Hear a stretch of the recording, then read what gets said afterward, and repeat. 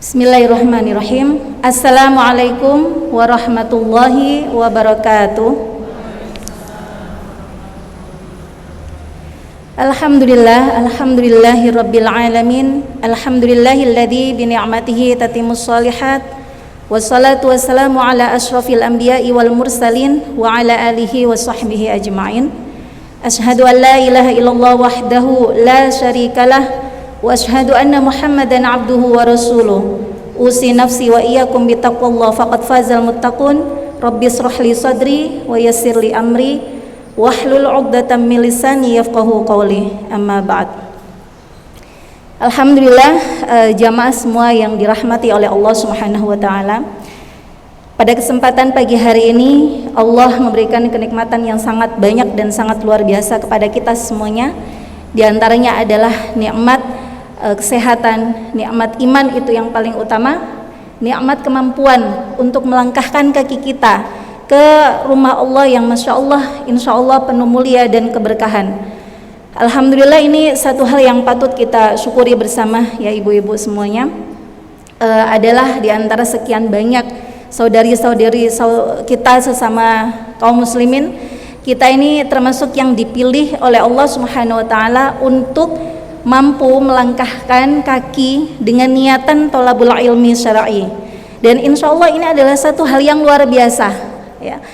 Di antaranya adalah karena kita ini tahu betapa banyak kemuliaan dan keutamaan bagi para penuntut ilmu. Masya Allah, ini saya yakin ibu-ibu semuanya sudah banyak yang mengetahui betapa banyak keutamaan majelis ilmu.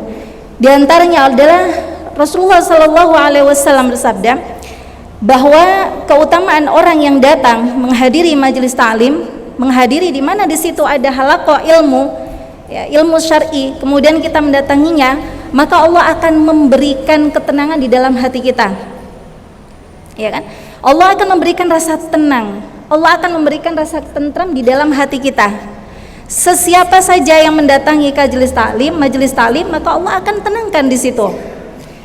Banyak kita jumpai betapa banyak ini orang-orang yang di rumah, ketika masih di dalam rumah ada perasaan semakin nggak enak ya, mungkin sedih atau rasa nggak enak, atau mungkin badannya juga merasa kurang fit di rumah. Tapi ketika mendatangi satu majelis ta'lim, Masya Allah, tiba-tiba hati ini kayak rasa tenang gitu, enak gitu. Kenapa? Ya karena bertemu dengan saudara sesama seiman, kemudian kita mendapatkan siraman rohani yang mana memang kita ini harus senantiasa merawat rohani kita. Bukan sekedar jasmani kita secara badan yang kita jaga, piye caranya supaya badannya sehat, makanannya diperhatikan, gimana supaya kulitnya nampak ini, nampak itu, macam-macam ya. Tetapi rohani kita justru harus lebih utama kita rawat. Di antaranya dengan apa? Di antaranya adalah banyak mendatangi kajian-kajian ilmu. Maka dari itulah kemudian Allah berikan ketenangan di situ.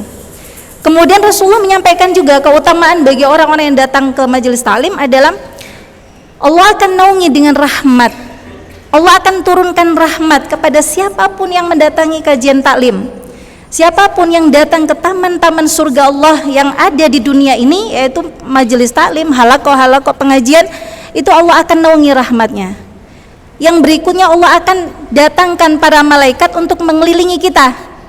Maka kita harus yakin, begitu kita ini mendatangi satu kajian, begitu kita mendatangi satu majelis, maka insya Allah disitulah para malaikat pun ikut mengelilingi kita. Jadi sekarang ini di malaikatnya ya memang kita tidak tahu ya, karena malaikat adalah sesuatu yang gaib, tidak nampak ya.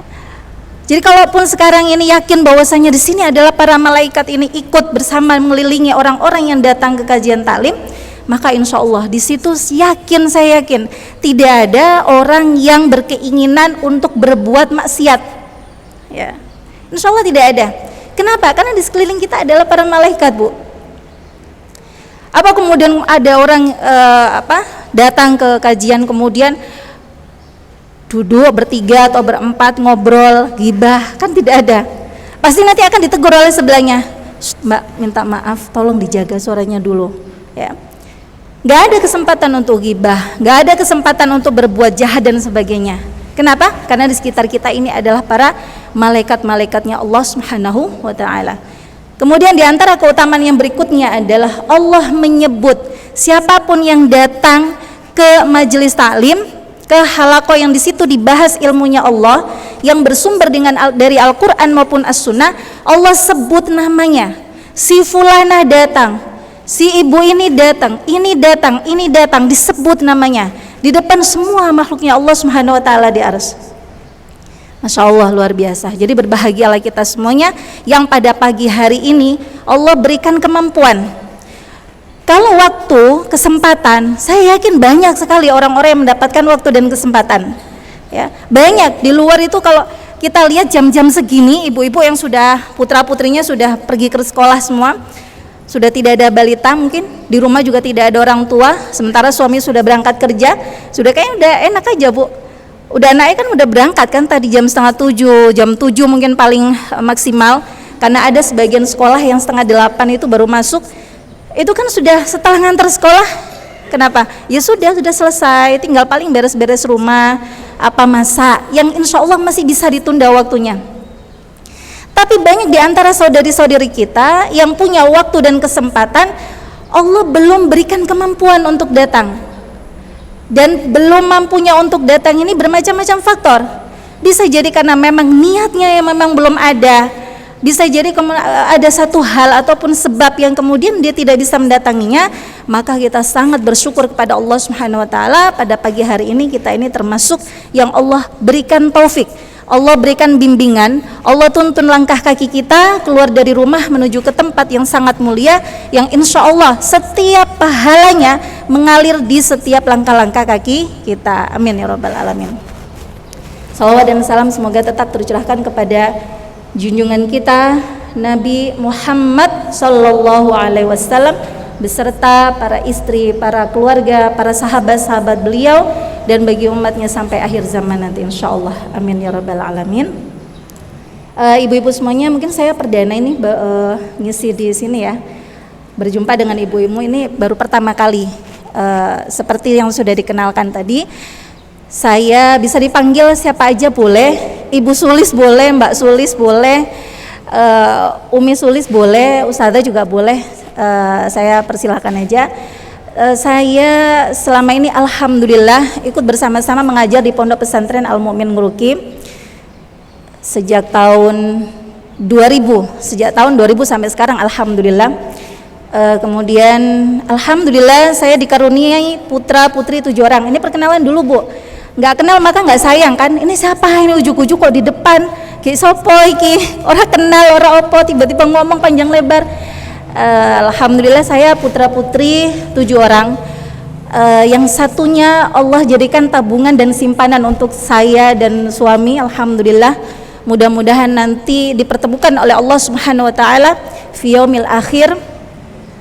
Insyaallah saya yakin sesiapapun yang mempunyai anak yang belum balik kemudian diambil oleh yang penciptanya, diambil oleh Allah Subhanahu wa ta'ala, kemudian orang tuanya dalam keadaan sabar, orang tuanya dalam keadaan ridho, dan selama dia beriman dan bertauhid kepada Allah Subhanahu wa ta'ala, maka yakin insyaallah anak itulah yang nanti akan menjemput kedua orang tuanya ya.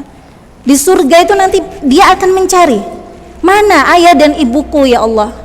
Dia akan menarik ujung jilbab, ujung baju kedua orang tuanya sampai si kedua orang tua ini masuk ke dalam rumah yang sudah disediakan oleh Allah Subhanahu wa ta'ala, yaitu bernama Baitul Hamdi, rumah pujian.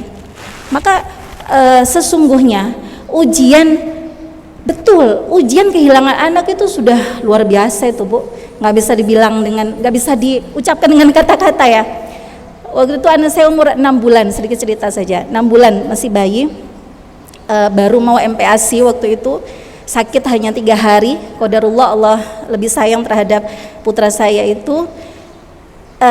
Ya sudah, sedihnya nggak bisa diucapkan dengan kata-kata, tapi kita yakin bahwasanya ya ini adalah takdir Allah Subhanahu wa ta'ala. Allah ingin memberikan sesuatu anugerah yang luar biasa kepada kami, yang mana anugerah itu tidak akan pernah diminta oleh semua orang tua. Saya yakin gak ada orang tua kemudian berdoa kepada Allah, ya Allah berikanlah hamba surga ya Allah dengan cara mewafatkan salah satu anak saya masih kecil ya Allah. Itu gak ada Bu sama sekali. Ada di antara ibu-ibu yang pernah berdoa begitu? Gak ada. Gak ada satupun orang tua yang berdoa kepada Allah minta diberikan anugerah, minta diberikan surga oleh Allah, minta diberikan syafaat dari anaknya meninggal ketika kecil dengan berdoa kepada Allah supaya diwafatkan anaknya ketika waktu masih belum balik. Tidak ada. Maka disitulah saya ambil hikmahnya saja, ya ini adalah mungkin salah satu jalan dari Allah Subhanahu Wa Taala. Mudah-mudahan kita bisa bersabar, ikhlas, kemudian beriman, bertauhid sampai akhir hayat. Insya Allah nanti akan bertemu. Ada ibu-ibu putra putrinya atau salah satu dari putra putrinya wafat ketika kecil? Ada yang di sini? Coba saya pengen tahu. Ada? Iya, 1, 2, kemudian 3, 4, 5, 6. Masya Allah. Tabarakallah ta'ala. Insya Allah Allah memberikan keberkahan. Jangan bersedih Bu. Ingatan kita masih akan tetap terhadap putra ataupun putri yang diambil oleh Allah. Tapi yakin bahwasanya si anak itu nanti sudah menjadi anak surga. Ini anak ini sudah berada di surganya Allah Subhanahu Wa Taala. Anak-anak inilah yang nanti akan menjadi syafaat bagi kedua orang tuanya. Insya Allah. Amin ya rabbal alamin. Insya Allah. Saya rasa itu ya perkenalannya ya. Insya Allah kita akan mulai kajian kita pada pagi hari ini. Saya mengambil tema siapakah yang tidak tersentuh api neraka. Ya, siapakah yang tidak tersentuh dengan api neraka? Saya yakin tujuan kita semuanya kaum muslimin, orang yang beriman kepada Allah, tidak lain adalah mendapatkan ridho Allah Subhanahu Wa Taala. Saya yakin semuanya tidak akan mau ada yang suatu saat nanti di akhirat nanti mencicipi bagaimana panasnya api neraka. Semua di antara kita nih jalan yang kita tempuh sekarang ini, ya, jalan yang kita tempuh yang mungkin aktivitas di luar hanya sebagai ibu rumah tangga atau sebagai guru, atau ada yang berprofesi sebagai dokter atau pedagang atau apa sajalah, tujuannya itu sama. Apa? Mencari ridha Allah Subhanahu Wa Taala. Mau yang sudah berkeluarga, mau yang masih lajang, mau yang sudah tidak ada suami lagi, entah karena sudah meninggal wafat ataupun karena bercerai dan sebagainya, tujuannya sebenarnya sama. Bagaimana kita menuju jalan, meniti jalan yang dimana jalan itu bisa mengantarkan kita kepada ridha Allah Subhanahu Wa Taala. Yang dengan ridhonya Allah itu Allah akan memberikan kepada para hamba-hambanya kenikmatan, yaitu apa? Di antaranya adalah memasuki jannah, memasuki surganya Allah Subhanahu Wa Taala. Jadi sama tujuan kita. Maka penting bagi kita sebetulnya apa saja sih sebetulnya yang menjadikan Allah itu tidak akan menyentuhkan hambanya kepada api neraka tersebut. Dalam satu riwayat diriwayatkan oleh Abdullah bin Mas'ud an Abdullah bin Mas'ud qala Rasulullah sallallahu alaihi wasallam, ala ukhbirukum biman tahrumu alaihin nar? Bala ya Rasulullah. Qala Rasulullah sallallahu alaihi wasallam, kullu hayyinin layyinin qaribin sahlin. Dari Ibnu Mas'ud, dari Abdullah bin Mas'ud berkata, Rasulullah sallallahu alaihi wasallam bersabda, Rasulullah bertanya kepada para sahabat, wahai sahabat-sahabatku, maukah kalian aku beritahu, aku kabarkan kepada kalian siapa saja yang diharamkan olehnya api neraka? Ya tentu kalau sahabat-sahabat ditanya seperti itu, mbok kita juga kalau misalnya ditanya, mau nggak Bu tahu apa yang bisa mengharamkan api neraka memakan kita, menyentuh kita? Ya pasti mau. Siapa yang tidak mau? Maka para sahabat pun akhirnya menjawab, bala ya Rasulullah, tentu saja ya Rasulullah, kami mau. Sebab salah satu ciri para sahabat-sahabat Rasulullah Sallallahu Alaihi Wasallam, generasi yang terbaik, ya, salah satu orang yang terbaik di dalam Islam itu adalah generasi sahabat Nabi Sallallahu Alaihi Wasallam. Berikutnya diikuti oleh generasi tabi'in, diikuti kemudian dengan generasi tabi'ut tabi'in. Kalau kita generasi apa Bu? Generasi apa kita? Tabi'ut tabi'in, tabi'ut itu pengikut ya. Entah ke berapa itu. Dalam satu kesimpulan kita ini generasi akhir zaman. generasi akhir zaman yang luar biasa dahsyat fitnahnya, yang Rasulullah sampaikan ketika hidup di akhir zaman itu seperti kita ini menggenggam keimanan kita itu seperti menggenggam bara api. Panas itu Bu, menggenggam bara api itu, siapa yang berani menggenggam bara api atau areng yang membara gitu ya, dipegang begini, siapa yang bisa, yang kuat? Itulah Rasulullah sampai gambarkan kondisi umat akhir zaman tuh ketika memegang keimanan yang teguh di dalam hati kita, ketika kita tuh betul-betul ingin mengikuti Al-Quran dan Sunnah ya, itu ibaratnya sampai menggenggam bara api, saking banyak ujiannya, saking besar fitnahnya, saking susahnya dan beratnya.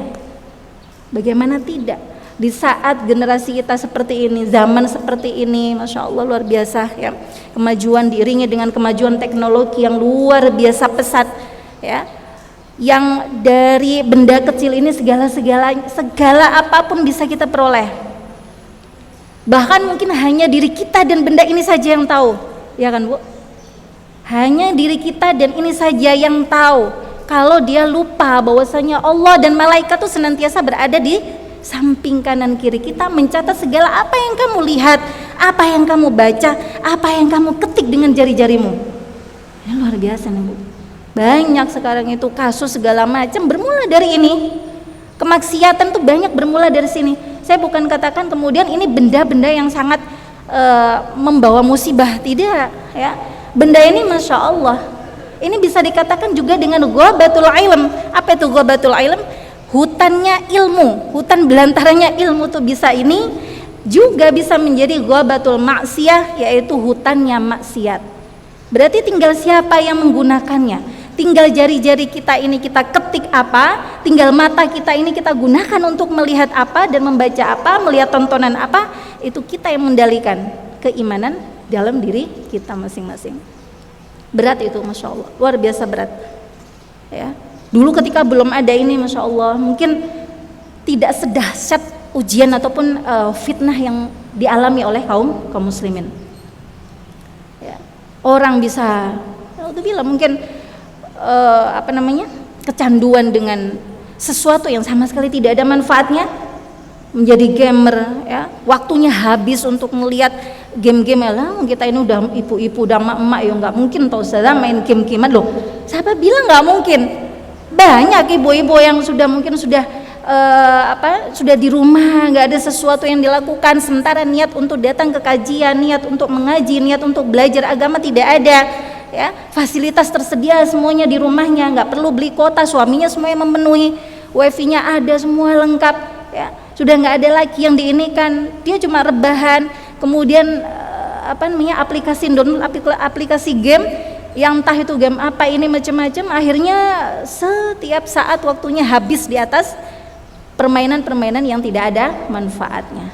Berapa banyak rumah tangga hancur karena benda ini ya. Yang tadinya nggak kenal sudah temennya yang SMA di mana, yang kuliah entah di mana, tiba-tiba kemudian ada grup alumni SD. Ya Allah, saya tuh sampai heran, yang mungkin belum ada tuh alumni TK kali ya Bu ya. Grup, jadi dari murid grup alumni SD pun ada, padahal para alumnusnya itu sudah usia 50 tahun, 60 tahun, ternyata masih ada. Yo, emang salah? Enggak, kita ambil sisi positifnya, yaitu untuk menjalin silaturahmi. Tetapi kalau tidak ada kendali iman di dalam hati, namanya setan menghiasi segala macam. Setan itu menghiasi segala bentuk kemaksiatan, keburukan dengan sesuatu yang indah. Sesuatu yang indah. Tadinya dengan teman SMP-nya mungkin sudah nggak ada, sudah terlupa, tiba-tiba ada grup, saling share foto, saling ketemu, belum ada nanti reuni dan macam-macam. Timbullah mungkin dulu pernah ya, namanya anak-anak muda ya Bu ya, cinta-cinta monyet ya kan, awal-awal puber. Dulu ada pacoan-pacoan gitu, kalau bahasanya apa di sini, dipacok kayak karo ini itu. Terus mungkin ngeliat sekarang, wah ya Allah, dia sekarang jadi orang besar rupanya, pengusaha. Udah akhirnya kalau iman itu tidak mengendalikan kita, yang terjadi adalah sesuatu yang menjerumuskan orang lain terhadap perbuatan maksiat.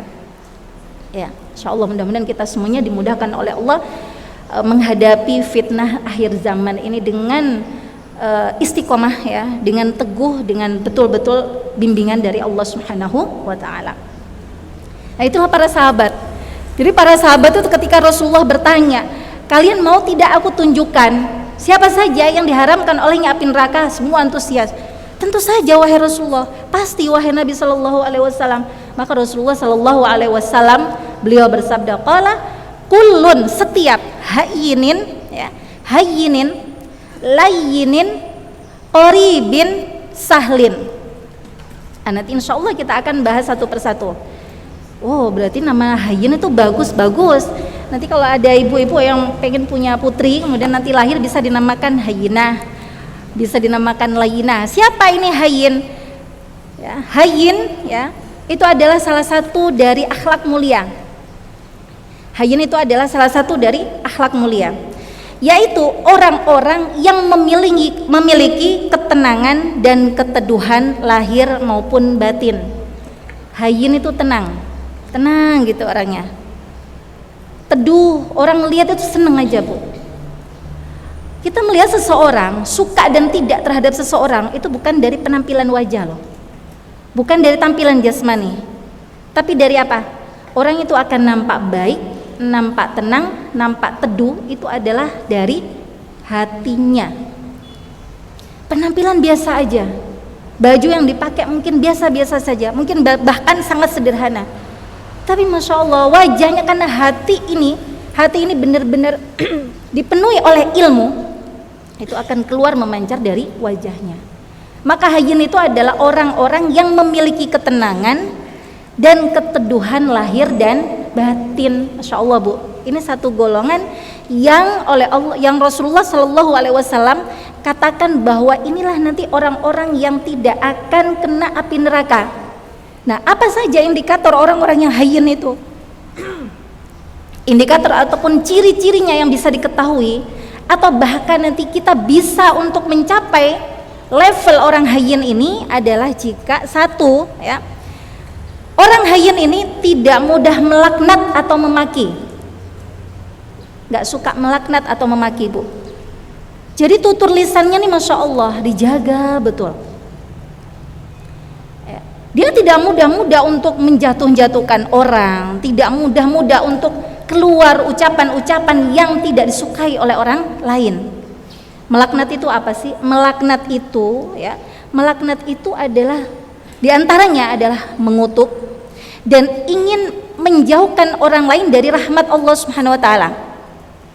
Ya, misal mungkin punya halaman kebun di belakang rumah, tahu-tahu tetangganya atau siapa ya, setiap pagi kok dilihat di kebunnya itu mesti ada sampah ya, mesti ada sampah, entah itu sampah sayur, entah itu sampah plastik, entah apa, wes pokoknya dibuang gitu aja di kebunnya. Nah, orang kalau tidak mempunyai sifat hayyin, begitu dia melihat kondisi seperti itu, yang terjadi adalah mungkin kata-kata jelek yang akan keluar. Dan biasanya nanti setiap daerah itu biasanya ada ucapan simbol-simbol kata-kata yang melaknat atau sesuatu simbol-simbol yang jelek. Contoh misalnya ya, mungkin di Jawa Tengah sini kalimat binatang anjing gitu ya, tapi pakai bahasa Jawanya kan, wah dasar titik-titik gitu ya kan, nggak perlu kita ucapkan. Jawa Timur misalnya, karena saya aslinya Jawa Timur, lupa tadi perkenalannya, saya aslinya Jawa Timur Bu. Jadi, datang ke Solo sini sejak tahun 94, tapi waktu itu baru lulus SD. Jadi lulus SD saya tahun 94, ada yang segenerasi dengan saya, umurnya udah 40 tahun lebih. Kemudian sampai 6 tahun sekolah di pesantren, kemudian alhamdulillah ngajar di pesantren pokoknya sampai sekarang ini ya. Dan suaminya alhamdulillah orang Solo juga, makanya sudah menetapnya di Solo.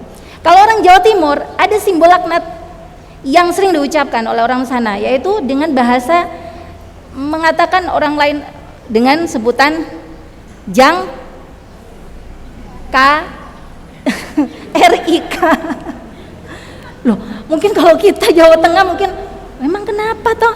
Emang itu binatang apa? Maksudnya kan nggak menjijik. Maksudnya bukan binatang yang menjijikkan dan lumrah lah dilihat Loh kenapa? Loh tapi ketika terucap begitu, kalau di Jawa Timur, ketika terucap dengan itu tadi yang saya sebut tadi, jang titik tadi itu kayak sesuatu tuh menyiratkan kemarahan gitu loh. Wajang ya gitu ya. Ada lagi yang lebih parah lagi tapi nggak usah saya sebut. Depannya juga jan gitu. Ya Allah, ya gitu. Jadi biasanya masing-masing ada bahasa-bahasa yang menjadi simbol itu adalah kata laknatan. Yang tentunya laknat ini tersirat ya, ada maksudnya. Ya, ada maksudnya. Ada juga yang secara terus terang. Yang terus terang tuh maksudnya dengan sorry, dengan kata-kata laknatan sorry. Muga-muga kowe melarat menesuk. Muga-muga bojomu mati misalnya, naudzubillah min dzalik ya. Muga-muga anakmu kecemplung got, muga-muga kucingmu ketabrak sepeda atau apalah. Ya, itulah mengutuk, melaknat, memaki. Ini bukan termasuk golongan orang yang hayyin. Orang hayyin itu bagaimana? Orang hayyin itu selalu mengerem, tutur katanya. Apa yang akan saya keluarkan ini jangan sampai kemudian menjadi sesuatu yang jelek ketika didengar. Jangan sampai ada makna yang terkandung jelek dari apa yang saya keluarkan. Hati-hati juga ini Bu, buat kita para ibu-ibu. Ya, buat para kita ibu-ibu yang dari mulai 20 ya pokoknya 24 jam lah. Sejak anak-anak itu yang sudah sekolah ya, ketika pulang sekolah sampai besok pulang berangkat ke sekolah lagi, terus kita ini banyak bersinggungan dengan putra-putri, ya kan? Nek anak S1 mungkin masih bisa lah ngerem-ngerem. Kalau anaknya udah 2, 3, 4, 5 cilik-cilik, ya Allah kita harus berhati-hati dengan lisan kita. Jangan sampai keluar sesuatu yang di situ mengandungi makna yang jelek. Ya. Karena ketika makna yang jelek itu keluar, kemudian Allah ijabah, yang menyesal itu siapa? Kita sebagai orang tua. Ya. Kita sebagai orang tua. Semarah-marahnya seorang ibu sudah lebih baik diem, tahan dulu. Nek berdiri Rasulullah menganjurkan kalau kamu dalam kondisi yang meluap-meluap amarahmu, berdiri, kamu duduk. Sudah duduk ini kok masih kemudian pengen nguntap macam-macam, berbaring. Ya. Pergi berwudu, sholat 2 rakaat. Itu yang dilakukan oleh Nabi SAW, menasihati para sahabat, kalau kalian dalam kondisi yang emosional, segera ambil air wudu, kamu sholat 2 rakaat. Ketika kamu merubah posisi, ketika kamu sedang berdiri pada saat itu, duduk, segera duduk. Ketika duduk tidak ada perubahan apapun, tidak sampai turun amarahmu, maka berbaringlah kamu. Nah, kalau berbaring tidak ada apapun, tidak ada penurunan apapun, ambil bantal, tutup aja telinganya. Wes sudah, tidur di situ, tarik nafas panjang-panjang, istighfar, banyak berzikir pada Allah Subhanahu wa taala. Tapi sekali lagi itu juga tidak mudah, Bu. Namanya setan itu akan terus gencar membisiki seseorang itu untuk menjadikan perbuatan yang tidak disukai oleh Allah dan Rasul itu menjadi sesuatu yang diminati, ya, disenangi, ya. Jadi yang pertama, indikator yang pertama adalah tidak mudah melaknat atau memaki, ya. Sebab apa? Hak untuk mengutuk dan melaknat itu hanyalah hak Allah Subhanahu wa taala. Dan laknat Allah Subhanahu wa taala yang pertama diberikan kepada siapa? Kepada iblis laknatullah. Makanya kemudian kita kalau nyebut iblis laknatullah, iblis yang dilaknat oleh Allah Subhanahu wa taala. Siapa itu iblis? Iblis itu adalah nenek moyangnya setan, dedengkotnya. Jadi kalau kita manusia, nenek moyang kita siapa? Nabi Adam alaihis salam. Bapaknya manusia yang pertama kali itu adalah Nabi Adam alaihis salam. Kemudian yang kedua nenek moyang kita adalah Hawa, istri pasangan dari Nabi Adam alaihissalam. Nah kalau syaitan ini dedengkotnya itu adalah iblis laknatullah ini. Dia semenjak awal kali diciptakan sampai sekarang detik ini, sampai nanti hari kiamat oleh Allah Subhanahu wa taala ditangguhkan usianya. Jadi masih ada gitu loh, Bu. Sementara anak-anak turunnya, anak turun-turunnya iblis ini siapa? Ya para jin-jin, ada jin muslim, ada jin kafir. Yang jin kafir pasti dia menjadi setan. Kalau jin muslim ya dia kalau memang muslim dia beribadah kepada Allah Subhanahu wa taala, ya dia nanti akan mendapatkan pahala juga, mendapatkan keridhaan Allah Subhanahu wa taala dan di surga. Karena Allah di dalam Al-Qur'an juga menyebutkan wa ma khalaqtul insa wal jinna illa liya'budun. Jadi sebetulnya bertugas untuk menyembah Allah Subhanahu wa taala itu adalah manusia dan jin. Allah ciptakan dua golongan dari manusia dan jin untuk beribadah kepada Allah, yang dengan ibadahnya itu dinilai oleh Allah Subhanahu wa taala. Yang diterima ibadahnya akan diberikan ridho dan rahmatnya Allah, yang tidak ya dia akan dimasukkan ke dalam neraka. Begitu juga dengan para jin, gitu. Jadi iblis ini seperti kita gambarannya gitulah Bu. Nah, kita Nabi Adam alaihissalam sudah wafat, Hawa sudah wafat, ya. Tapi makhluk yang diciptakan sebelum Nabi Adam, yaitu iblis ini tadi, masih ada sampai sekarang. Masih ada. Ditangguhkan oleh Allah Subhanahu wa taala, nanti sampai hari kiamat baru dia akan dimatikan. Ya, sebagaimana disebutkan di dalam surat Shad ayat 78, wa inna 'alaika laghtani ila yaumiddin. Ya. Allah berfirman, sungguh laknatku atasmu tetap sama sampai hari kiamat. Ya. Nah ini, jadi yang kita harus tahu, yang berhak melaknat itu hanya Allah Subhanahu wa taala.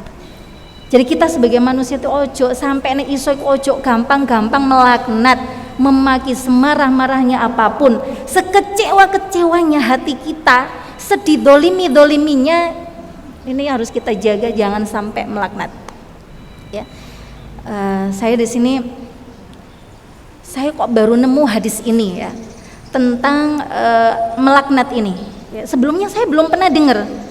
Ya, kita banyak mendengar bahwasanya melaknat itu seperti membunuh saudaramu muslim, ya. Itu maksudnya sudah sering lah kita dengar. Tapi hadis ini saya akan bacakan di sini. Ya. Dari Abu Darda, hadis yang diriwayatkan oleh Abu Darda. Rasulullah sallallahu alaihi wasallam sabda, "Innal 'abda idza la'ana syai'an sa'idatil la'natu ila as-sama' fatughlaqu abwabus sama'i dunaha. Thumma tahbitu ilal ard fatughlaqu abwabuha dunaha." Hatta akhir, saya bacakan artinya. Jika seseorang hamba melaknat sesuatu, maka laknat itu akan naik ke langit, ya. Jadi kalau keluar ucapan laknat dari mulut-mulut, lisan-lisan manusia, itu akan naik sampai ke langit. Dan tertutuplah pintu-pintu langit di bawahnya. Kalau sudah naik ke langit, tertutup pintu-pintu langit itu sudah ditutup. Ya. Kemudian laknat itu akan turun lagi ke bumi, namun pintu-pintu bumi telah tertutup juga. Laknat itu kemudian bergerak ke kanan dan ke kiri. Mereka mencari mangsa, ya. Siapa yang bisa terkena laknat itu maksudnya. Jika tidak mendapatkan tempat berlabuh, ia akan menghampiri orang yang dilaknat, ya. Jika orang itu memang layak dilaknat, ya. Namun jika tidak, maka laknat itu akan kembali kepada orang yang melaknat. Hadis riwayat Abu Dawud nomor 4905, dinilai hasan oleh Albani. Derajat hasan itu di bawahnya sahih, Bu. Tetapi ini maknanya benar. Yang membedakan antara sahih dan hasan itu, kalau hadis sahih itu sudah jelas. Yang meriwayatkan hadis ini, masya Allah, orang yang memang betul-betul tidak ada celah dan cacat sama sekali, tidak pernah sekalipun salah dalam hafalannya, tidak pernah sedikit pun nampak celah ataupun cacatnya, ya, dalam hafalan, dalam kepandaian dan semuanya mengingat sesuatu. Nah, kalau hadis hasan itu ada sedikit di hafalan, tapi tidak sampai lupa gitu. Dari hadis ini bisa kita ambil kesimpulan bahwa hati-hati nek melaknat. Jika yang kita laknat itu adalah memang dia layak untuk dilaknat seperti itu, dia akan kena terhadap orang yang dilaknat tadi. Tapi jika yang dilaknat itu tidak layak, tidak sesuai dengan apa yang dia maksud, misalnya dasar tukang bohong, tukang dusta, tukang tipu, tukang fitnah. Koyo saiki fitnah aku koyo ngene-ngene, titenono besok gini. Kayak gitu ya. Contoh misalnya. Kita nih kalau mau mencontohkan sesuatu yang jelek itu piye ya Bu, agak-agak susah ya, karena kita ini tidak hidup dengan seperti itu insya Allah gitu loh. Ya kurang lebihnya seperti itu, ya. Ketika keluar laknat itu terhadap orang yang dimaksud, jika memang dia orangnya yang seperti yang dikatakan, memang dia suka dusta, memang dia suka nipu, memang dia orangnya memfitnah, memang dia sedang mendolimi, ya, memang nggak ada baiknya sama sekali, bisa jadi laknat itu akan memang kena oleh Allah Subhanahu Wa Taala, jadikan laknat tersebut. Tapi jika yang keluar laknatan itu adalah kepada orang yang sama sekali jauh dari apa yang dia katakan, dia bukan orang yang suka nipu, dia bukan orang yang suka memfitnah, dia bukan orang yang suka mendolimi, maka laknat itu akan kembali kepada siapa? Orang yang melaknat. Naudzubillah min dzalik. Maka jangan mudah-mudah untuk mudah-mudahnya menerima berita-berita, ya, cross check dulu. Tabayun. Kalau di dalam Islam itu ada tabayun. Rasulullah perintahkan untuk tabayun. Tabayun itu mengkelirkan, ya, cross check dulu, dicek dulu, check and recheck, ya. Misalnya ada orang datang Mbak ngerti ora wingi kowe iki diomongke koyo ngene-ngene lho, jarine ngelape uang arisan lho Mbak. Apa iya? Sama siapa? Ya sama itu, sama si ini tenanan, aku krungu tenanan. Lah kowe dijak ngomong apa? Ora, aku krungu wae, aku nguping. Nah, misalnya gitu. Kalau ada berita-berita seperti ini, jangan kemudian tiba-tiba langsung Allah, teganya dia kayak gitu gini, macam-macam, ya. Keluarlah kemudian makin laknatan, kurang wis tak bantu, wis tak ewangi, wis tak ngene kayak ternyata aku digitukan dari belakang macam-macam. Cross check dulu, tabayun dulu, datangi dulu, bener apa enggak. Yang terjadi di kalangan kaum muslimin, kenapa kok sering terjadi percekcokan, ya, selisih pendapat, yang tadinya sahabat dekat kemudian jadi jauh, yang tadinya saling berkasih sayang, ya, saling sayang, saling ini tiba-tiba saling benci. Ada apa ini? Bahkan kadang-kadang yang dijauhi, yang dibenci nggak ngerti aku ini salah apa gitu. Kenapa itu semua? Karena orang tersebut temennya mendapatkan kabar-kabar dari orang lain tanpa tabayun, tanpa cross check terlebih dahulu kebenaran berita-berita yang telah disampaikan. Nah, ini kita harus merubah, Bu. Harus merubah terhadap berita apapun yang itu menyangkut hubungan kita dengan saudara, itu kita harus tabayun, ya. Jangan kemudian diterima mentah-mentah seperti itu, seperti apa adanya. Yang terjadi adalah terjadinya permusuhan, ya. Indikator yang kedua, ya, indikator yang kedua adalah mudah memaafkan dan mudah menahan emosi. Ciri orang hayyin yang kedua, mudah memaafkan. Wa'afina anin nas, mudah sekali memaafkan hatinya, ya, dan mampu menahan emosi. Ini ciri yang kedua. Oh, nggak gampang, Bu. Memaafkan itu nggak gampang. Nek minta maaf gampang, ya. Siapapun itu, nek didolimi, di apapun, disakiti, apa tersinggung, ya. Untuk memaafkan tuh, ya Allah, rasanya, ya, sudah kadung kecewa, sudah kadung terluka hatinya, sudah kadung keloro-loro hati. Untuk memaafkan, membuka pintu maaf tuh kadang-kadang nggak semudah apa yang diucapkan mulut. Kalau minta maaf semua orang bisa, semua bisa minta maaf. Itu aja gampang-gampang sulit kok. Minta maaf itu aja gampang-gampang sulit. Iya nggak? Iya. Mulut untuk bilang maaf ya, aku kemarin gini, itu aja sudah kayak terkunci terlebih dahulu. Berpatu karo bojone, ya, meneng-menengan rong dino, telung dino, ya. Wis pokoknya mbok siapa yang salah, nek menurut entah suaminya, entah dirinya yang salah, namanya kehidupan rumah tangga ya Bu, ya. Dinamikanya kayak gitulah. Bumbu-bumbunya tuh ada aja, perselisihan kecil-kecil, ya. Kadang orang nyopos dino, rong dino, nggak usah lebih dari 3 hari lah Bu, nggak usah lebih daripada 3 hari. Tapi alangkah baiknya kalau tidak ada seperti itu. Ini Masya Allah luar biasa, ya. Imam Ahmad kalau saya tidak salah, beliau pernah bercerita bahwasanya selama 30 tahun aku menikahi istriku ini, sekalipun tidak pernah terjadi perselisihan satu kali pun. Insya Allah tidak pernah istri saya itu mengatakan tidak atau protes terhadap sesuatu, tidak pernah. 30 tahun kehidupannya rukun, adem, ayem, tidak pernah terjadi perselisihan, percekcokan, pertengkaran, salah paham, eyel-eyelan, nesu-nesuan, protes-protesnya nggak ada Bu. Ada nggak ya Allah orang seperti itu ya sekarang? Ya mungkin ada, tapi wallahu alam, mungkin di antara 1000 baru hanya ada 1 yang ketemu, bisa jadi. Tapi insya Allah kita semuanya punya potensi untuk seperti itu, bisa. Insya Allah, ya. Mudah memaafkan. Jadi orang yang mempunyai karakter mudah memaafkan, dan mudah untuk menahan emosinya, inilah nanti menjadi satu golongan yang diharamkan atasnya api neraka, ya.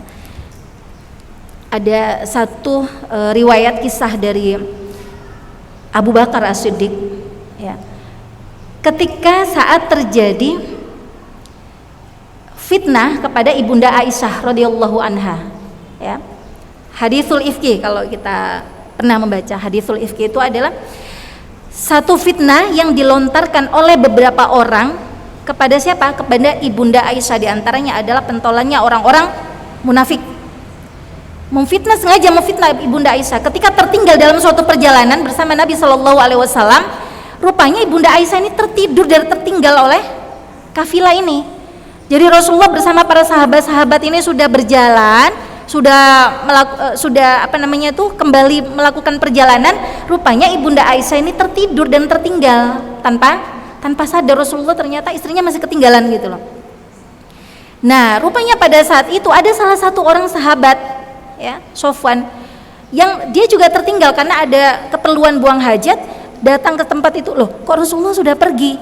Rupanya ngelihat pakai siapa ini, pakai hitam-hitam ini siapa? Rupanya beliau tahu bahwasanya oh ini adalah ibunda Aisyah.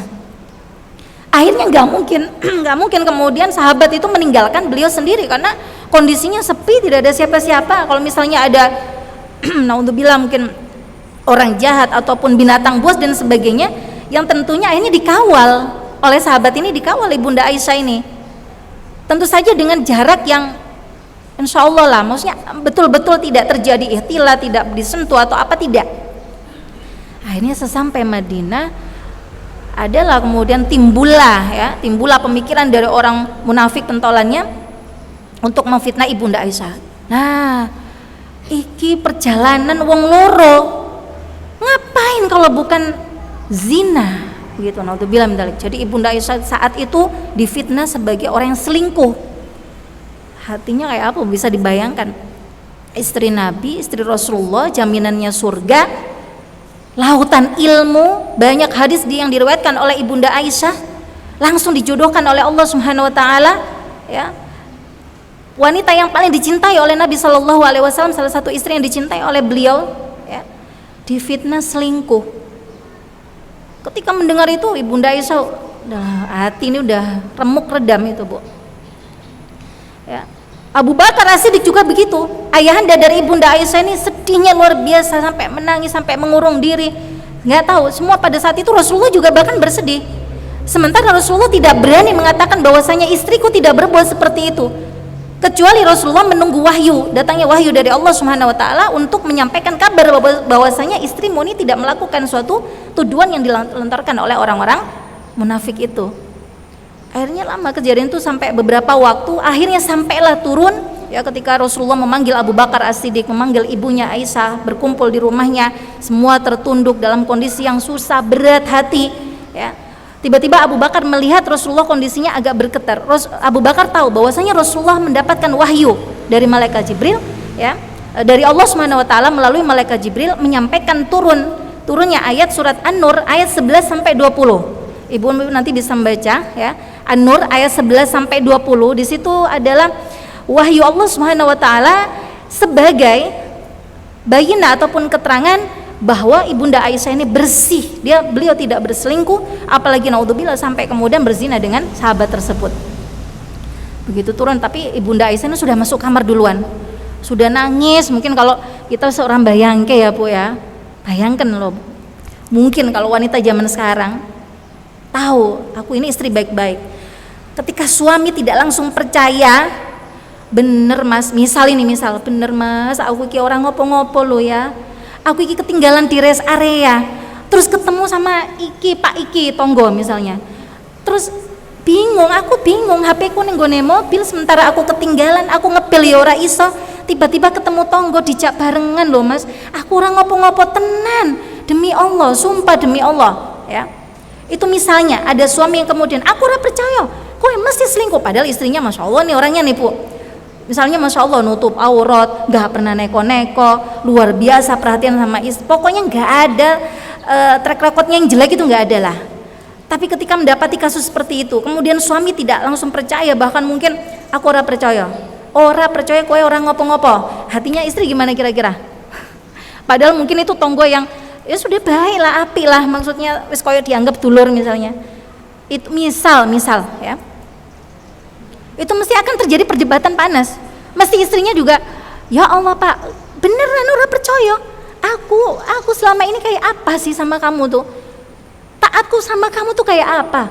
Apa aku pernah kemudian keluar tanpa izin ke kamu? Misalnya gitu-gitu pasti akan diungkit-ungkit semua, Bu. Ini enggak, Masya Allah. Ibunda Aisyah ini tidak ada suara sedikit pun, kecuali tertunduk, sedih sambil terus memohon kepada Allah Subhanahu wa taala, ya Allah berikanlah jalan keluar ya Allah.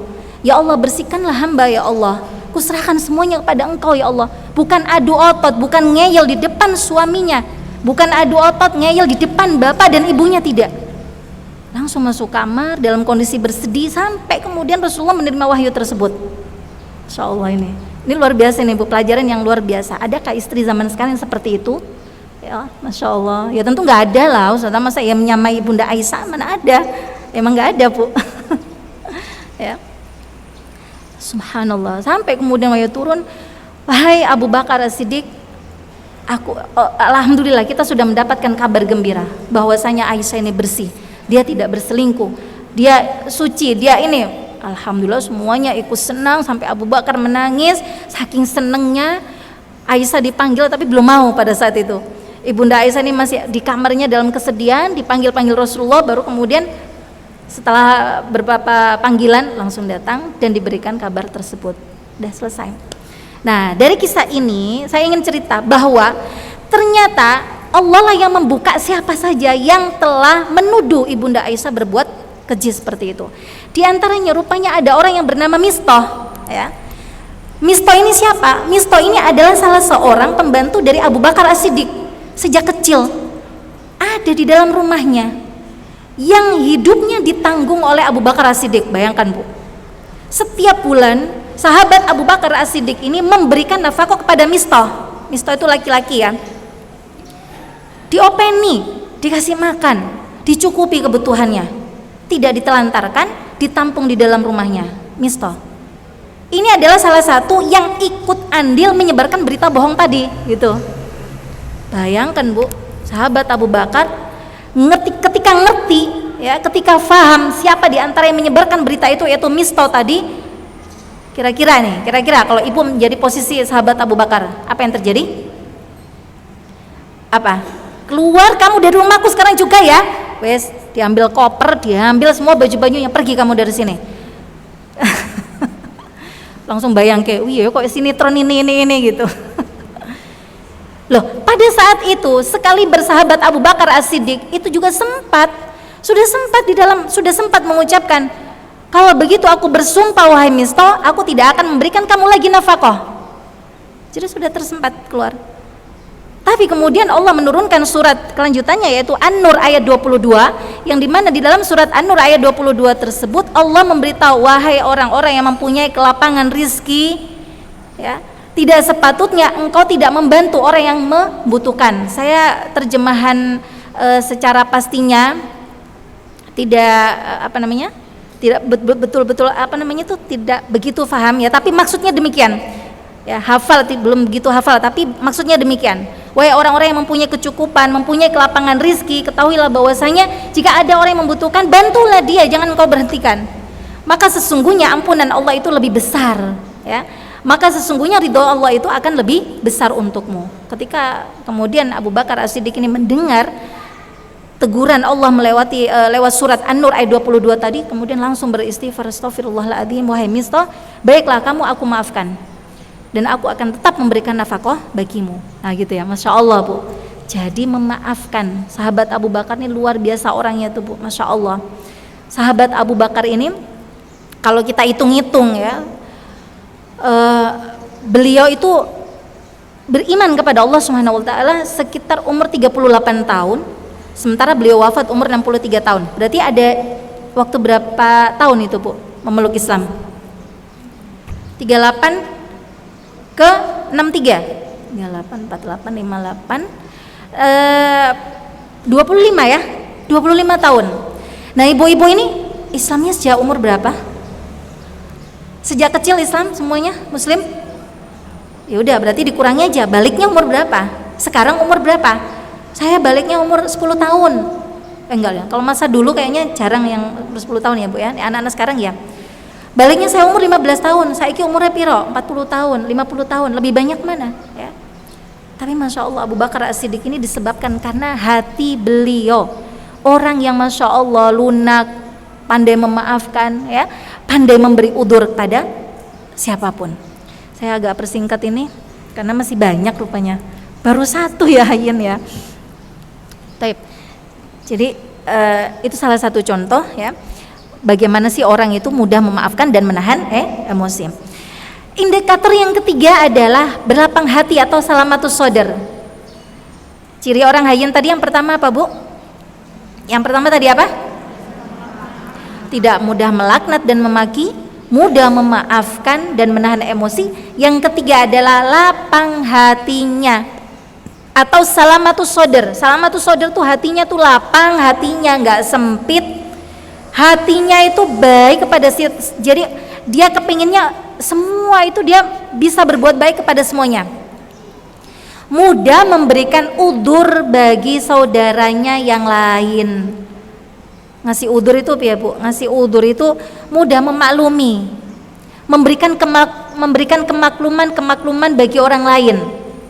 Nah itu maksudnya begitu.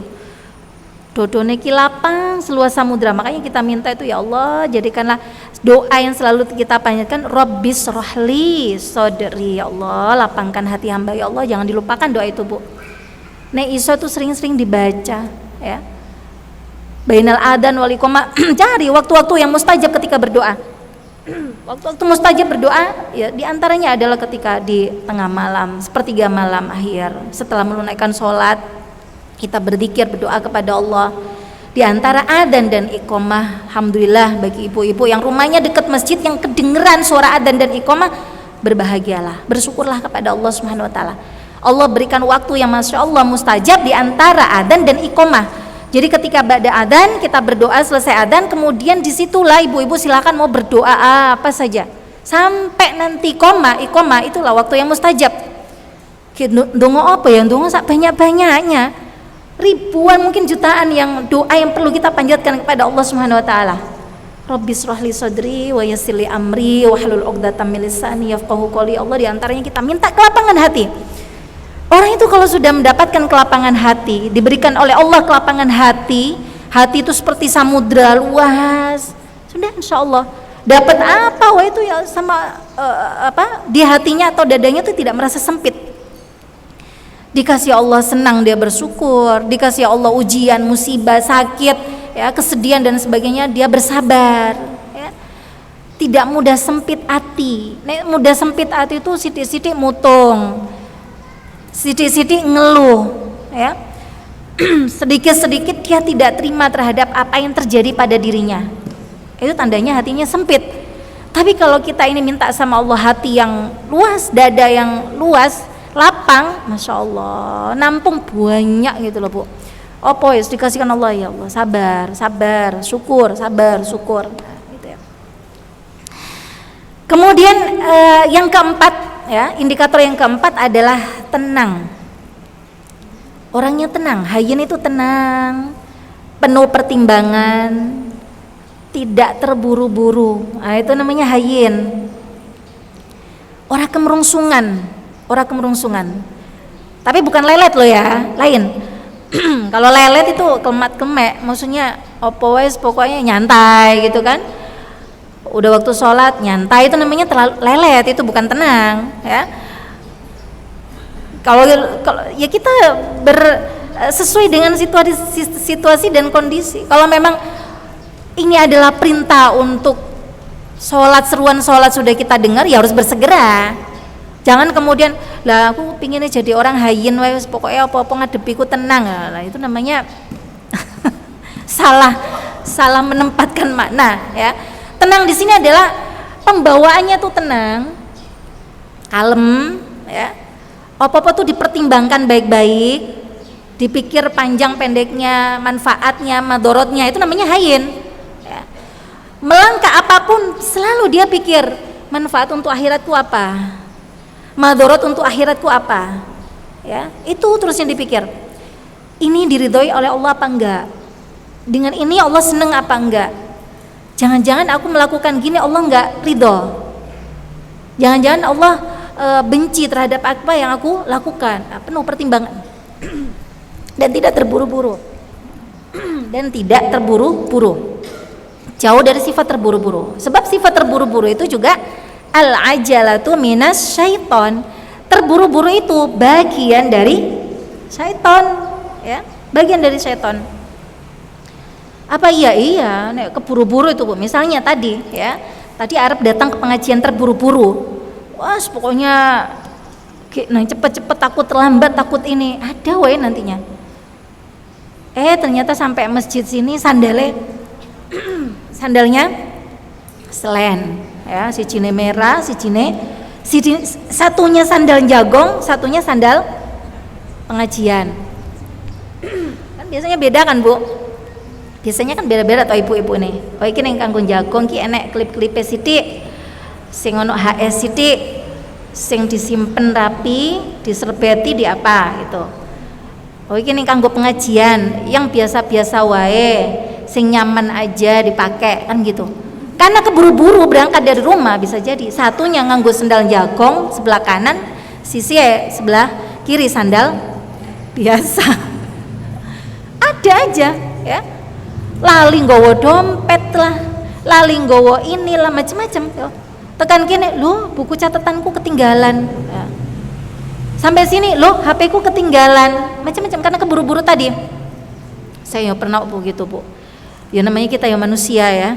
Kadang-kadang pengen tepat waktu, pengen apa, itu yo pengennya buru-buru kemerungsung gitu. Saya juga pernah ngalami itu, Bu. Ketika udah agak lama ya, mungkin 2 tahun yang lalu saya ingat saya waktu itu mau taklim di daerah Pasar Kliwon. Karena ada satu hal di rumah, ya kan ada tamu, ada macam-macam gitu sehingga waktunya ya Allah mau nyuruh tamunya pulang juga nggak mungkin. Sementara saya harus tepat waktu. Akhirnya ya tenanan agak terlambat gitu.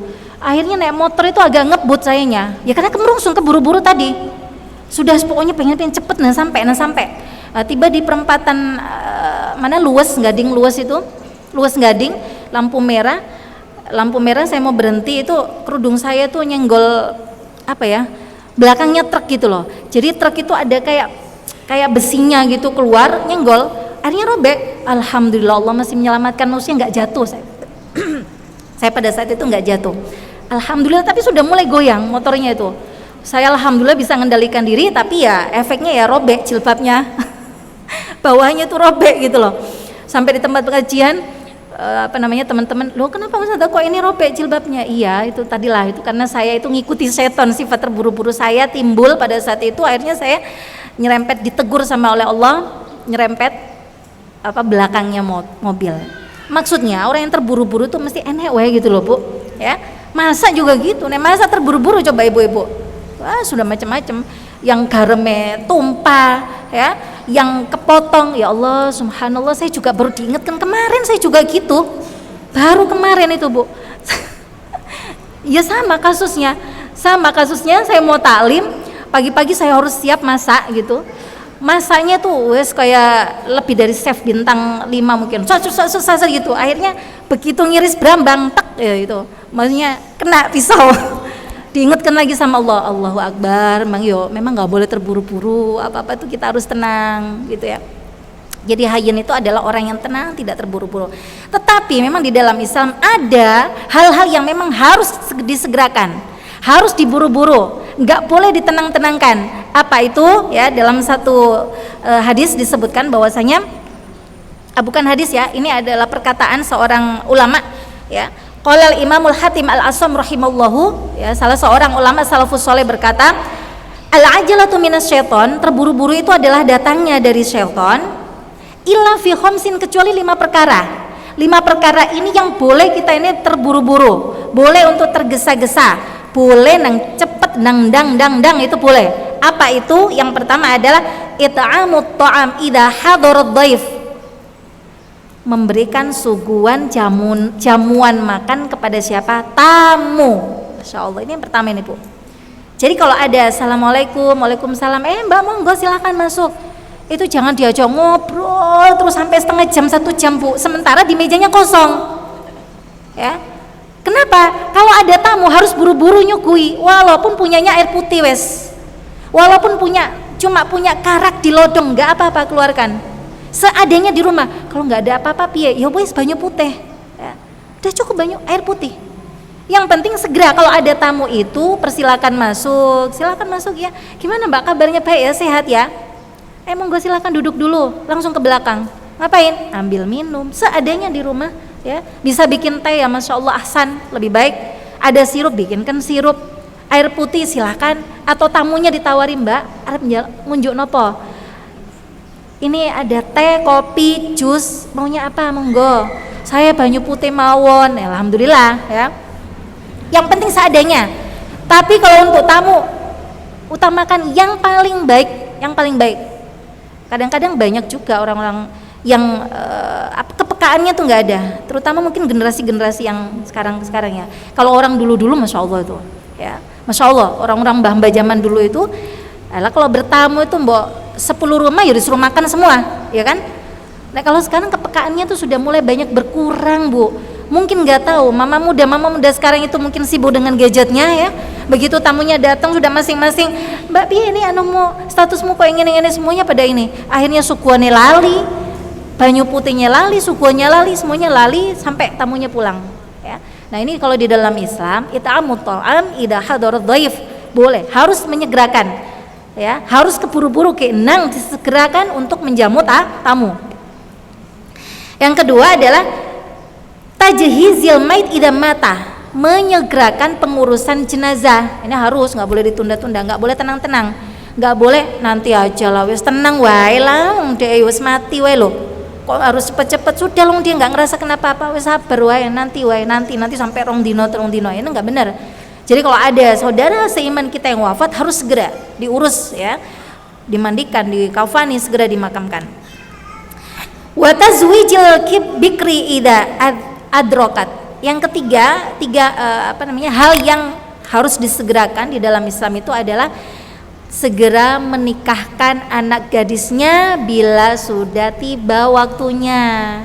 Jangan diimbu-imbu lho Bu, anak iki umure wis selawe, nanti aja kamu boleh nikah kalau umurmu 30 tahun, berkarir nah gitu. Padahal di dalam Islam anjurannya apa? Kalau punya anak gadis segera nikahkan. Kalau sudah ada datang orang yang baik akhlaknya, dinnya, soleh ya, segera ya, istikharah, kemudian ya disegerakan. Kalau memang dia orang baik, nggak ada kriteria yang harus ditolak, ya sudah bismillah. Itu memang dalam Islam seperti itu Bu ya. Hanya memang kebiasaan aja ya, uruf ataupun kebiasaan masing-masing tempat ataupun negara yang berbeda ya. Kalau mungkin di Indonesia rata-rata ya umur 20-an ya Bu ya. Kalau di Yaman, contoh misalnya di Yaman itu gadis-gadis anak-anak usia 17-an tahun tuh memang sudah waktunya menikah. Dan udah biasa banget, 17 tahun, 18 tahun tuh memang waktunya menikah gitu. Bagi kita umur-umur segitu cah ingusan, ya Allah durung ngerti apa-apa, sisi umbel wae orang iso kan gitu ya kan. Kalau dalam Islam bagaimana? Islam kriterianya nggak ada ketentuan batasan umur, yang penting dia sudah balik. Anak kalau sudah balik itu berarti dia sudah paham ya, secara fisik dia sudah bisa melayani, secara akal pikiran, nah itu bisa jadi karena itu faktor dari lingkungan juga akan berpengaruh. Kemudian yang keempat, qada'ud-dain. Apa itu qada'ud-dain? Membayar hutang kudu disegerakan itu Bu, bayar utang. Kalau bayar utang, urusan bayar utang jangan kemudian jadi orang hayin. Nek duwe utang wae tiba-tiba jadi orang hayin, tenang. Nah, itu salah penempatan. Nek bayar utang kudu cepet-cepet ya, tepati waktunya, tepati janjinya. Aku harap nyile mbak yo, sebulan lagi insya Allah tak balik ya, balik betulan. Jangan kemudian sudah ada uangnya tapi kok dia juga ora perlu kok, duitnya wae tura-tura wis ben wae lah, kapan-kapan wae. Nah itu namanya salah ya. Jadi qada'ud dain itu harus segera dibayar, ya. Jangan ditunda-tunda. Yang terakhir adalah bertaubat setelah melakukan dosa besar, tidak boleh ditunda-tunda. Taubat, ya. Kita ini minta kepada Allah diberikan taubatan qoblal maut. Allahumma inna nas'aluka taubatan qoblal maut. Ya Allah, berikan hamba kesempatan untuk bertaubat sebelum maut, ya Allah. Jadi kapan waktunya taubat? Ya memang ketika seseorang itu melakukan bentuk dosa besar. Dikatakan dosa besar itu kalau memang ada bentuk hukuman dari Allah Subhanahu wa taala, itu namanya dosa besar. Contoh misalnya ghibah. Ghibah itu dosa kecil apa dosa besar, Bu? Dosa besar. Kenapa? Karena disebutkan oleh Allah di dalam Al-Qur'an, ayuhibbu ahadukum ayyakula lahma akhihi maitan fakarihtumu.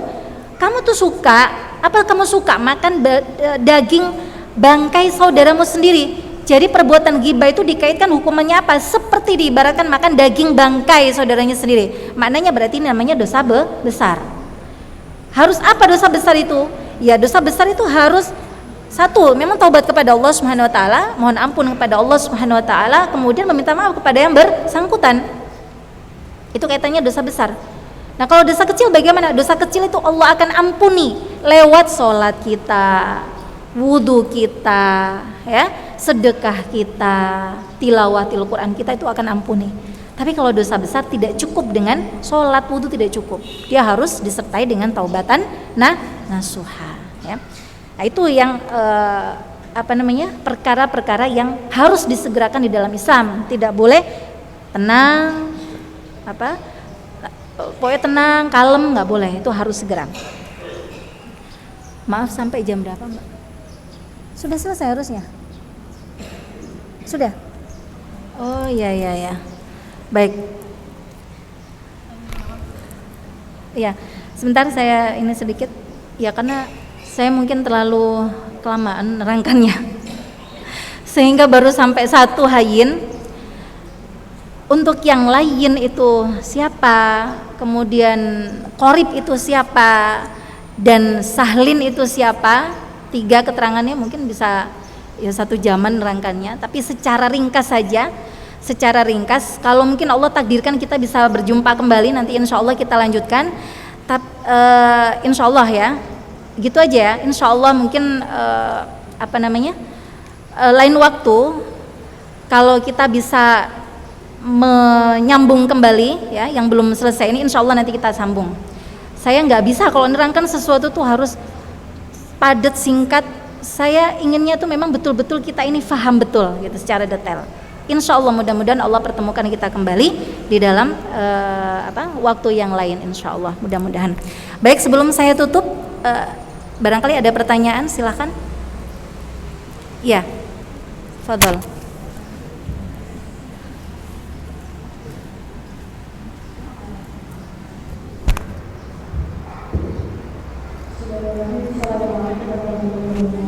Waalaikumsalam warahmatullahi wabarakatuh.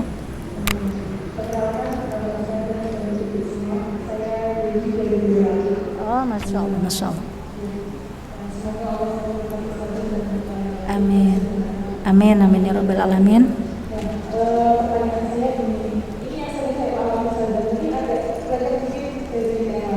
Iya.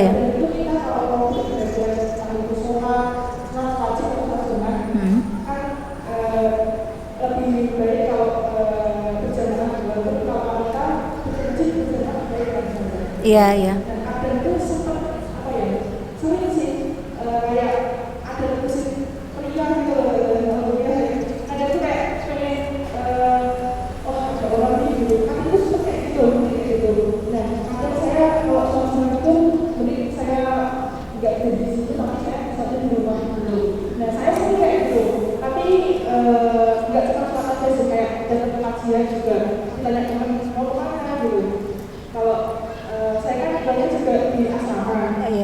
Iya. Saya mau kajian gitu, kadang suka pengen bilang gitu, tapi saya kalau sudah kayak gini riak nggak ya gitu, kayak gitu. Iya. Terus pertanyaan yang kedua tadi soal memaafkan saya. Mungkin ada suatu kejadian dalam hidup kita itu kecewakan orang gitu, sampai ada pengalaman yang bikin kita trauma gitu. Nah, mungkin ada tipsnya benar-benar kita bisa lebih mengkuat lagi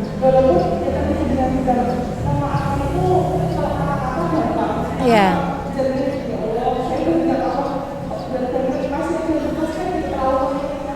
Iya ya. Amin. Waalaikumsalam warahmatullahi wabarakatuh. Jadi ketika melakukan satu bentuk kebaikan, ketaatan kepada Allah Subhanahu wa taala, tiba-tiba terbesit di dalam hati kita seakan-akan ini aku kayak riya enggak ya, gitu ya. Antara riya dengan kita berbuat baik itu tentu akan berbeda. Jadi begini, setan itu memang suka menghiasi orang yang akan berbuat baik, dihembuskan di dalam hatinya, benaknya bahwasanya kamu jangan begini, nanti ini kamu potensi riya loh. Itu sesungguhnya itu adalah bisikan dari syaitan. Kita harus segera bertawud kepada Allah. A'udzubillahi minasyaitonirrajim. Saya bismillah ya Allah, niat saya karena Allah Subhanahu wa taala, ya. Udah selesai. Nah, adapun ketika misalnya sholat berjamaah ke masjid, memang itu adalah sesuatu yang tidak afdolnya bagi seorang perempuan sholat di mana? Di dalam rumah, di paling bilik yang paling pojok, yang paling dalam di dalam rumahnya itu adalah afdol. Tetapi seorang laki-laki, seorang suami, seorang bapak tidak boleh juga melarang ya istrinya untuk berangkat ke masjid selagi perjalanan ke masjid itu adalah perjalanan yang aman, tidak mengundang fitnah, keluarnya juga bisa menutup sumber-sumber fitnah dari dirinya. Jadi keluar ke masjid itu memang betul-betul tertutup auratnya, tidak bertabarruj ya, melewati jalan yang berbeda dengan pintunya laki-laki dan sebagainya, maka insya Allah tidak ada dosa di situ. Boleh ya, insya Allah ada keutamaannya juga. Sebab perjalanan kita dari rumah menuju ke masjid, setiap langkah kaki kita sertai dengan doa kepada Allah Subhanahu wa taala, maka di situ Allah akan berikan pahala yang tidak bisa didapatkan dari wanita yang sholat di dalam rumah. Tapi yang sholat wanita yang sholat di dalam rumahnya pun dia mendapatkan fadilah, karena afdolnya adalah juga sholat di dalam rumahnya tersebut. Maka dua-duanya baik insya Allah. Nah, ketika dimampukan oleh Allah Subhanahu wa taala sholat di masjid, maka untuk sholat sunnahnya ya, sholat ba'diyahnya memang sunnahnya dilakukan di mana? Di rumahnya. Baik laki-laki maupun perempuan, itu sholat sunnah memang afdolnya adalah dilakukan di rumahnya. Supaya apa? Supaya satu, rumahnya juga tersinari dengan sholat. Yang kedua, supaya lebih banyak pijakan bumi kita yang nanti bersaksi bahwasanya ini kaki ini pernah berpijak di sini digunakan sholat. Ya. Makanya ibu-ibu kalau habis sholat fardu, kemudian mau sholat ba'diyah, itu kan rata-rata bergeser kan, nggak menetap di satu tempat. Itu banyak yang tidak tahu kenapa sih harus geser-geser. Apa tuh kok nggak harus mundur ke belakang gitu? Ya. Itu subhanallah kita harus tahu kenapa Rasulullah juga memberikan contoh seperti itu. Itu supaya nanti bumi ini yang kita pijak sekarang ini, tanah yang kita pijak ini, nanti di akhirat akan menjadi saksi bahwasanya ini pernah diinjak oleh si fulan, si fulana. Dia berdiri bersujud ruku kepada Allah Subhanahu wa taala. Dia akan menjadi saksi pemberat amal soleh kita. Karena pada dasarnya bumi itu nanti akan berbicara, Bu. Dia akan menceritakan semua apa yang dilakukan manusia-manusia yang di atasnya. Si fulan ini begini berbuat maksiat, berbuat baik, bumi itu akan berbicara. Maka begitulah ketika sholat fardu kita bergeser untuk melaksanakan sholat sunnah. Dan insya Allah yang seperti perasaan mau kajian, masih kuliah. Oh ya, ketika ditanya mungkin ibu asramanya mau kemana, mau kajian, nggak apa-apa. Malah justru diajak sekalian, ibu monggo kalau misalnya ada waktu bareng sama saya, monggo kita kajian, kita tambah ilmu. Itu masya Allah. Mudah-mudahan itu adalah merupakan dakwah bilhal kita. Belum bisa berdakwah lewat lisan, kita dakwah dengan hal, dengan keadaan kita. Kita tunjukkan bahwasanya seperti ini loh kita sebagai seorang muslimah. Kita gunakan waktu sebaik-baiknya, kita terus belajar untuk mempunyai ilmu din, ya. Kita tunjukkan bahwasanya thalabul ilmi fardhatun ala kulli muslimin, wajib bagi semuanya, ya, minal mahdi ilal lahad. Dari mulai kita lahir sampai kita masuk lahat itu masih ada kewajiban terus menuntut ilmu, tidak terbatas dengan bangku sekolah. Jadi insya Allah tidak ada, itu bisikan setan seperti itu. Kemudian yang kedua tadi apa? Ya? Oh, sulit memaafkan orang lain gitu ya? Bukan sulit, tapi sudah memaafkan tapi masih tetap ada gerundel di hati gitu ya. Itu adalah suatu hal kewajaran, ya, fitrah dari manusia. Itu Allah berikan sifat kita. Allah memang memberikan sifat kepada manusia itu marah, kecewa, ya, gelo. Allah memang berikan sifat itu. Tapi ketika ada orang lain datang minta maaf, kemudian yang sudah menyakiti kita, yang membuat kita nangis, yang membuat kita sedih, kemudian kita terucap dari lisan kita, Bismillah Mbak, insya Allah sudah saya maafkan semua kok, aku ridho sudah. Itulah yang dinilai dari Allah Subhanahu Wa Taala. Yang dinilai Allah itu adalah perkataan kita, saya maafkan. Walaupun mungkin di dalam hati itu masih ada perasaan kayak ya Allah anyel, masih keinget, masih kebayang, itu adalah wajar. Insya Allah dengan kita membarenginya dengan ihtisab itu kita betul-betul mengingat pahala-pahala yang disediakan oleh Allah bagi orang yang memaafkan, maka insya Allah Allah akan berikan ketenangan. Taib, karena waktunya sudah jam segini ya, insya Allah pertanyaannya saya cukupkan satu. Oh ya, ini ada ya, nggak apa-apa ya, ini dulu, maaf saya tadi lihat ya, Mbak silakan.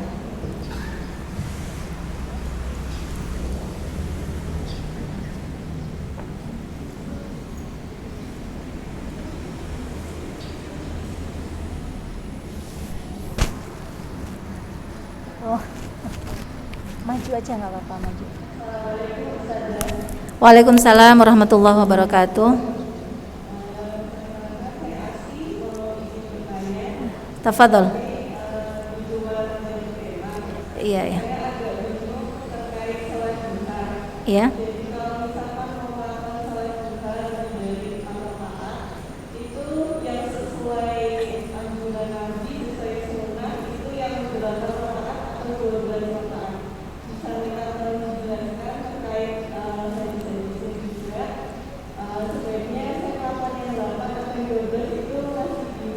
Oh iya, baik.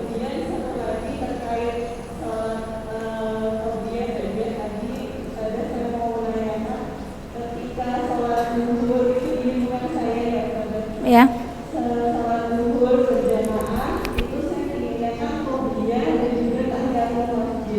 Iya.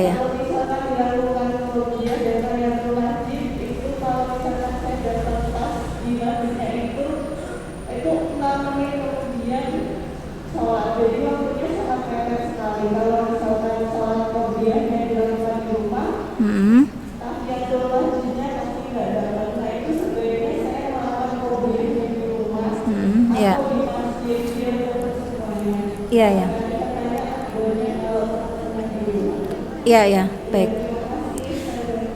Sama-sama. Baik, untuk pertanyaan yang pertama tadi, yaitu sholat duha berapa rakaat yang sesuai dengan Rasulullah SAW tuntunkan. Jadi sholat duha itu sebetulnya tidak ada batasan harus sekian-sekian. Yang terpenting bilangan jumlah rakaatnya itu adalah genap. Bisa dilakukan 2 rakaat. Kalau dalam waktu yang terburu-buru setelah itu 2 rakaat cukup, tidak apa-apa. Kalau dia masih ada waktu yang lebih longgar lagi, dilakukan 4 rakaat, setelah 2 rakaat salam ditambah lagi 2 rakaat salam.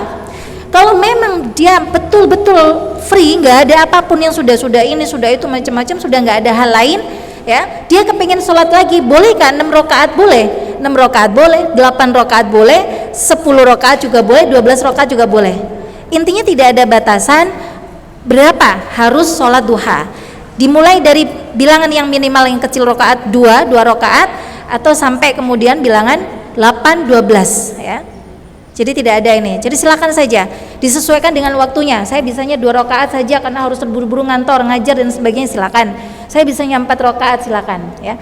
Kemudian sholat ya. Apakah ketika sholat tahiyatul masjid kemudian dengan sholat qobliyah bisa disatukan niat begitu? Insya Allah bisa. Jadi kalau sudah sama-sama sholat sunnah, maka secara otomatis ketika kita masuk ke dalam masjid belum duduk ya, karena sholat tahiyatul masjid itu dilakukan sebelum kita duduk di masjid, kita langsung berdiri sholat, maka insya Allah tercatat sebagai sholat tahiyatul masjid dan sholat qobliyah. Kalau misalnya waktunya yang tidak memungkinkan ketika sampai masjid harus sholat terlebih dahulu, nanti keburu qomat, maka yang terbaik adalah dilakukan di rumahnya terlebih dahulu sholat. Sebab apa? Sholat qobliyah duhur ini yang dituntunkan oleh Nabi Shallallahu Alaihi Wasallam, yang termasuk 12 rakaat sholat rawatib yang insya Allah pahalanya akan dibangunkan rumah di surga, itu adalah sebelum duhur itu 4 rakaat ya. Jadi duhur itu memang paling banyak Bu, 2 rakaat salam, 2 rakaat lagi salam, sholat duhur 4 rakaat sudah 8 ya, kemudian ditambah lagi ba'diyah jadinya 11. Makanya jarang orang yang bisa itu, Bu. Yang bisa Masya Allah bersyukur, dan itu adalah satu kemudahan dari Allah Subhanahu Wa Taala. Tadi saya lihat ini yang pakai jilbab kuning itu. Oh sudah. Oh ya, baik ya.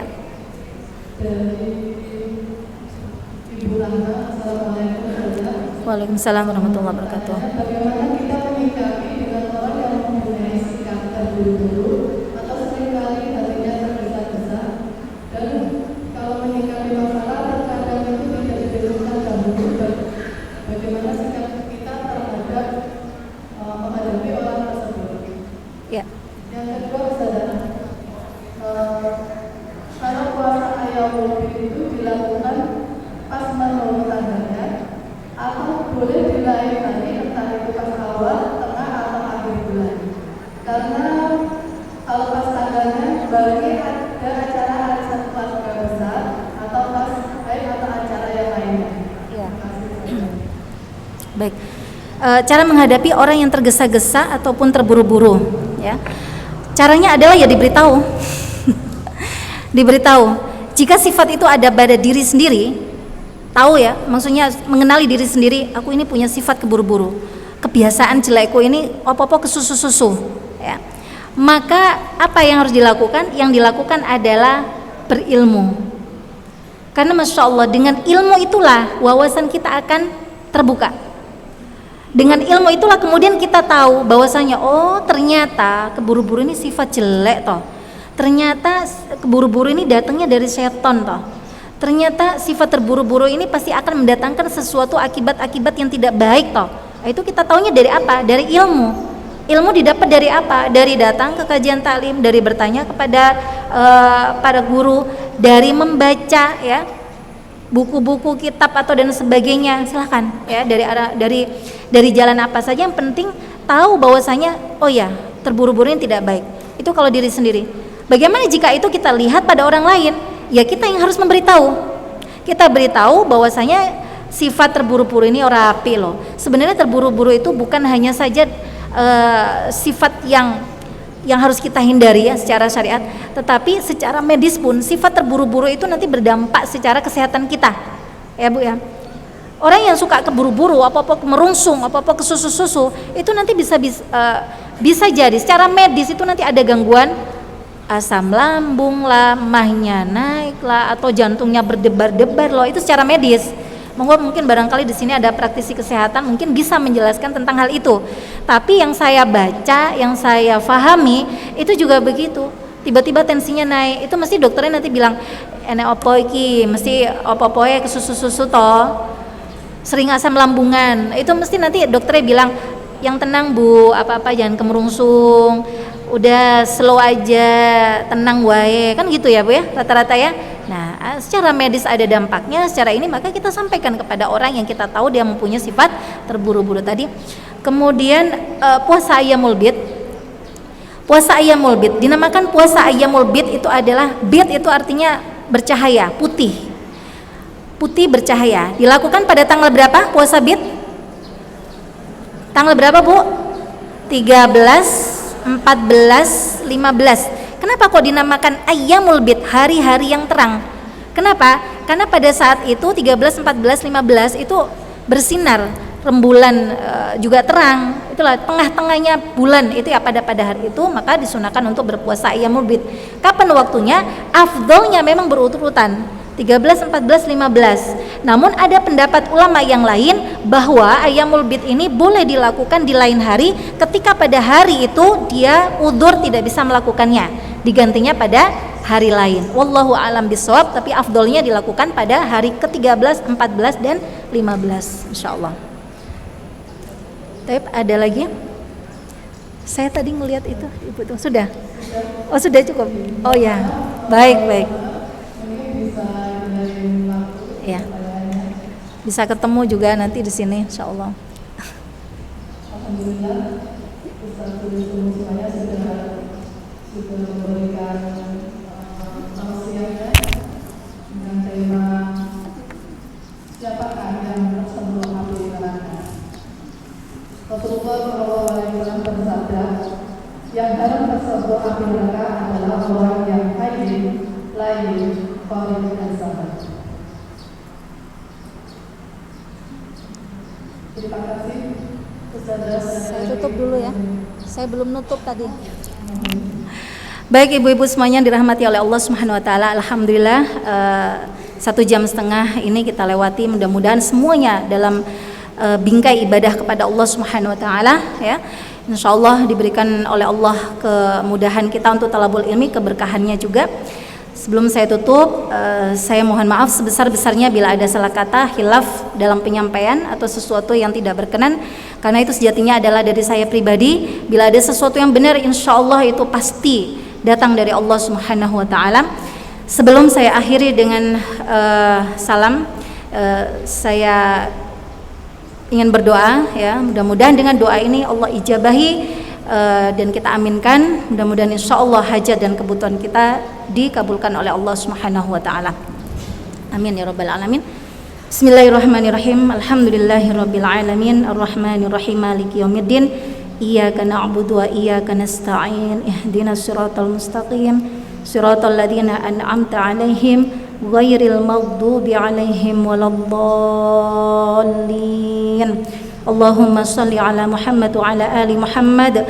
Rabbana dhalamna anfusana wa illam taghfir lana wa tarhamna lanakunanna minal khasirin. Rabbana la tuzigh qulubana ba'da idh hadaitana wa hab lana min ladunka rahmah innaka antal wahhab.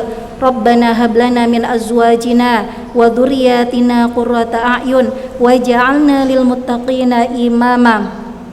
Allahumma ij'al auladana auladan salihin hafidhina lil Qur'ani was sunnah fuqaha'a fid din mubarakan hayatuhum fid dunya wal akhirah.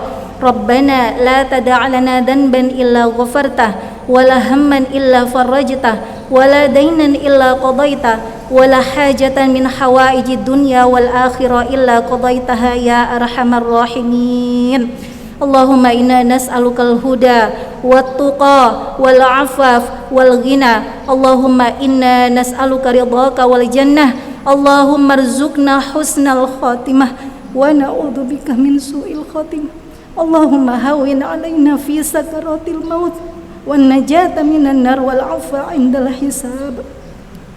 Allahumma inna nas'aluka salamatan fid din wa afiyah fil jasad wa ziyadatan fil ilmi wa barakatan fil rizqi wa taubatan qablal maut wa rahmatan 'indal maut wa maghfiratan ba'dal maut.